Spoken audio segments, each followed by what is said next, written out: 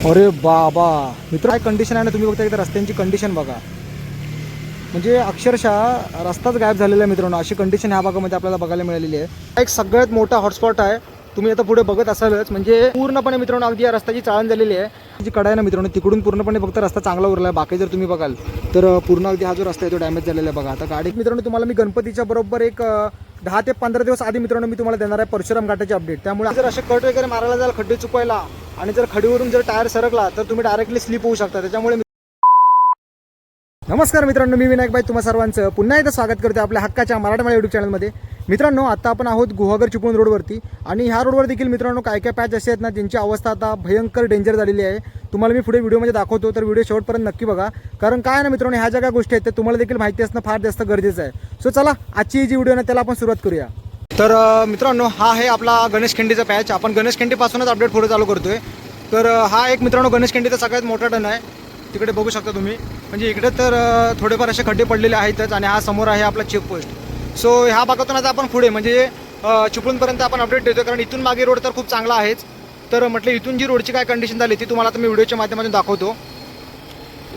कारण अक्षरशः रोड आहे ना मित्रांनो, म्हणजे चाळण झालेली आहे रोडची. तुम्हाला देखील या ज्या काय गोष्टी आहेत त्या आता या व्हिडिओतून समजतीलच की काय कशा गोष्टींची अपडेट आहे. हे बघा, आणि कसं आहे ना, फोर व्हीलरला वगैरे ठीक आहे, एवढा त्रास जाणवत नाही, बट टू व्हीलरला भयानक त्रास जाणवतो मित्रांनो या सर्व गोष्टींचा. आता आपण इथून मागे बहादूर शेखची देखील अपडेट तुम्हाला दिली होती, तिथले देखील रस्ते तुम्ही बघितला असालच. तर म्हटलं एकदा गुहागर चिपळूण हा जो रोड आहे त्या रोडवर देखील काय कंडिशन आहे ती तुम्हाला आता या व्हिडिओच्या माध्यमातून दाखवूया. सो त्यासाठीच आपला आजचा प्रयत्न असणार आहे. हा आहे आता गणेश खिंडीचा मित्रांनो, म्हणजे आता आपण गणेश खिंडीतून खाली चाललेलो आहोत. हा एक तुम्ही पॅच बघा,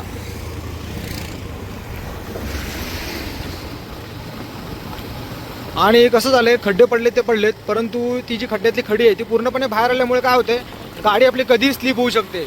त्यामुळे ती एक काळजी घ्यावी लागते. हा बघा मित्रांनो, हा एक सगळ्यात मोठा हॉटस्पॉट आहे. तुम्ही आता पुढे बघत असालच, म्हणजे असं वाटतं की रस्ता कुठेतरी वाहून गेला की काय. पूर्णपणे मित्रांनो अगदी या रस्त्याची चाळण झालेली आहे. आणि इथून जर तुम्ही मागे बघाल तर आधी हे ह्या साईडला पूर्णपणे बघा, ह्या साईडला काम केलं होतं रस्त्यांचं, परंतु तुम्ही आता कंडिशन बघा रस्त्यांची, म्हणजे इतकं भयंकर मित्रांनो हे काय काय पॅच झालेले आहेत ना. म्हणजे पूर्णपणे हा रस्ता डांबरीचा आहे, असं काय नाही की सिमेंटचा आहे, डांबरीचा आहे. परंतु काय काय ठिकाणी एवढा डेंजर पॅच आहेत, म्हणजे एवढे असे खड्डे पडलेले आहेत की जिथे गाडी चालवणं देखील खूप मुश्किल होऊन जातं. बाईकसाठी म्हणतो मी, फोर व्हीलरला एवढा त्रास होत नाही, पण टू व्हीलरला भयंकर त्रास होतो.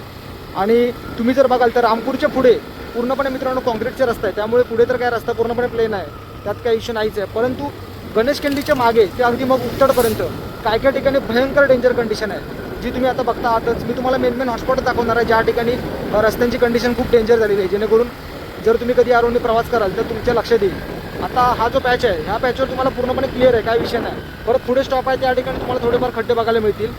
तिथून मग पुढे म्हणजे आपलं जसं मिरजोळी आपण सोडू ना, त्या मिरजोळीच्या नंतर जी काय रस्त्यांची अवस्था झालेली आहे ना मित्रांनो, म्हणजे तिथे भयंकर लोकांनी व्हिडिओज देखील केलेले आहेत, परंतु त्याच्यावर अजून काहीच आपण एक म्हणतो की ॲक्शन किंवा काही काम वगैरे काहीच झालेलं नाही आहे. ॲटलिस्ट ते पॅच देखील भरले पाहिजे होते, पण ते देखील काही झालेलं नाही आहे. हे तर पॅच कॉमन आहे, तुम्ही आता पुढे बघत असालच. हे बघा, ज्या ज्या ठिकाणी स्टॉप आहेत ना त्या त्या ठिकाणी तर तुम्हाला हे असं बघायला मिळेलच. हे बघा, म्हणजे गाडीचं आपण एक म्हणतो ना, बाईकची सर्व्हिसिंग तुम्हाला येणारच आहे. ह्या रोडने जर तुम्ही प्रवास करताय अशा रोडने तर 100% शॉक ऑब्सर वगैरे लीक होतातच. आणि भरपूर लोक येता जाताना ह्या रोडला म्हणजे काय ना काय बोलत असतात. खूप लोकांच्या तोंडातून मित्रांनो वाईटच ऐकायला मिळते. सो ही जर आपल्या गुहागर जाणार रोडची कंडिशन असेल तर मुंबई गोवा हायवे तर काय बोलायलाच नको आहे. ॲक्च्युली कसं हा जो रोड आहे तो मित्रांनो खूप सुंदर होता, परंतु आता या पावसामध्ये इथून मागे 2 महिन्यामध्ये खूपच बेकार कंडिशन मित्रांनो ह्या भागांमध्ये काय काय ठिकाणी आम्हाला बघायला मिळाले. सो म्हटलं नक्कीच ह्या देखील गोष्टी आहेत त्या तुमच्यापर्यंत आपण मांडूया. आता तुम्ही हा खड्डा बघा केवढा पडला आहे. तुम्हाला दिसताना व्हिडिओतून एकदम छोटा वाटेल, परंतु त्या खड्ड्यामध्ये जर बाईक गेली म्हणजे 50 ते 60च्या स्पीडला जर आपण त्या खड्ड्यामध्ये जर बाईक टाकली तर नक्कीच तुमचे शॉक ऑब्सर डॅमेज होण्याची शक्यता खूप जास्त आहे. आता आम्हाला कसं डेली जातो आहे त्यामुळे माहिती आहे, पण जे नौके आहेत जे कधीतरी या रोडनी प्रवास करतात, आणि मोस्टली रात्रीचा मित्रांनो हा एक प्रकार आपल्याला जास्त बघायला मिळतो की कोण ना कोणतरी त्या खड्ड्यामध्ये जाऊन आपटते, कुठेतरी गाडी डॅमेज होते. इव्हन मित्रांनो ॲक्सिडेंट देखील होण्याची खूप जास्त शक्यता आहे. त्यामुळे आपली काळजी आपण घेतली पाहिजे. जर कधी रोडनी प्रवास करताय तर सावकाश करा मी तर म्हणेल.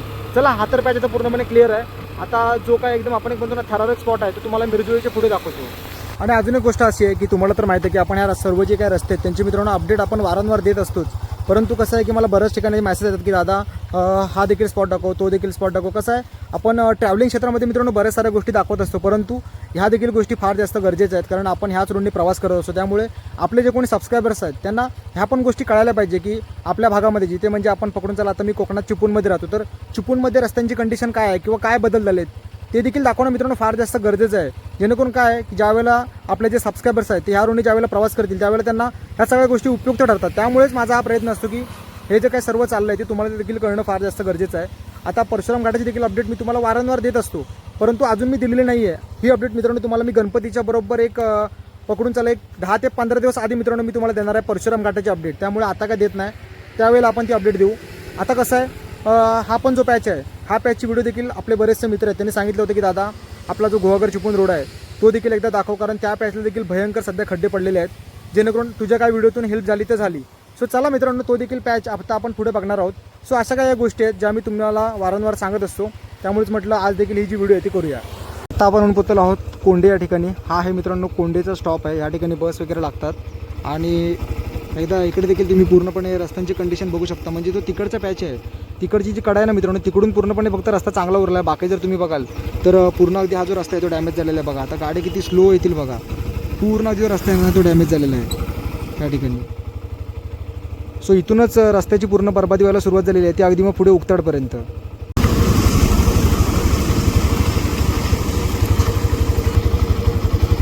अरे बाबा मित्रांनो जरा तुम्ही फक्त हा पॅच बघा. म्हणजे आता इथूनच पुढे आपण चिपळूणला म्हणजे अँद्रोनला कनेक्ट होऊ. आणि जरा तुम्ही पुढे आलात म्हणजे चिपळूणकडून जर तुम्ही पुढे आलात ना आणि मिरजोळीच्या मध्ये तुम्हाला हा पॅच बघायला मिळेल. म्हणजे काय कंडिशन आहे ना, तुम्ही बघता एकदा रस्त्यांची कंडिशन बघा. म्हणजे अक्षरशः रस्ताच गायब झालेला आहे मित्रांनो, अशी कंडिशन ह्या भागामध्ये आपल्याला बघायला मिळालेली आहे. आणि इथून पुढे देखील तो जो पॅच आहे पुढचा त्या पॅचमध्ये देखील हीच कंडिशन होती. पण तिथे कसं आहे एक आता थोडा असा टेम्पररी त्यांनी पॅच मारला आहे, पण तो पॅच पण पूर्णपणे आपण एक म्हणतो ना की निघूनच गेलेला आहे. बघा ह्या ठिकाणी केवढा मोठा खड्डा पडला बघा. आता ती फोर व्हीलर येईल ना तुम्हाला समजेल. बघा किती ते टायर किती खाली जाईल बघा. हे बघा म्हणजे काय म्हणायचं आहे बघा, किती बेकार कंडिशन आहे बघा मित्रांनो. अक्षरशः ह्या ठिकाणी खूप सावकाश यावं लागतं. तर माझ्या समोर पण हा केवढा मोठा खड्डा पडला आहे ना ते फक्त एकदा बघा तुम्ही. म्हणजे खूप डिफिकल्ट झालेलं आहे आणि कोणीच याच्यावर काय लक्ष देत नाही. म्हणजे किती डेंजर कंडिशन आहे. जर ज्या वेळेला पाऊस येतो ना त्यावेळेला मित्रांनो पूर्णपणे खड्डे भरतात आणि खड्ड्यांची लेवलच आपल्याला कळत नाही. बघा हा आहे मित्रांनो नायराचा पेट्रोल पंप आणि त्याच्यासमोर तुम्ही जो बघतायत ना तो हा एक जो पॅच आहे तो त्याने आता मध्यंतरी केला होता आणि पुढे काहीच नाही केलं आहे. आणि त्याच्यानंतर इकडे तुम्ही बघू शकता आता पुढे आपण इकडे उक्ताडच्या दिशेने आता आपण निघालेलो आहोत.